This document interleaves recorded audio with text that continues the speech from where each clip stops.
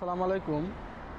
আপনারা জানেন যে জান্নাতুল বাগি হইছে যায় মদিনায়, আর জান্নাতুল মোয়াল্লা হইছে যায় মক্কায়।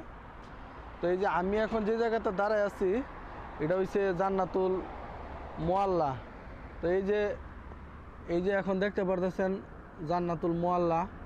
তো এখানে আমাদের নবী হযরত মুহাম্মদ সাল্লাল্লাহু আলাইহি সাল্লামের প্রথম স্ত্রী মা খাদিজাতুল রহমতুল্লাহ আলাই তার এখানে সমাধি আছে। তো এখানে আরও অনেক আমাদের নবীর অনেক সাহাবিদেরও কবরস্থান এখানে আছে। তো এই যে অনেক হাজিরা আসতেছে এখানে জিয়ারত করার জন্যে। তো আমিও আসলাম যে দেখার জন্য। আমি যেখানে কাজ করি এর সাথেই, তো আসম করে আর আসা হয় না। তো এই দেখেন এই যে হাজিরা জিয়ারত করতেছে। তো আমিও আসলাম এই আপনাদেরকে দেখানোর জন্য।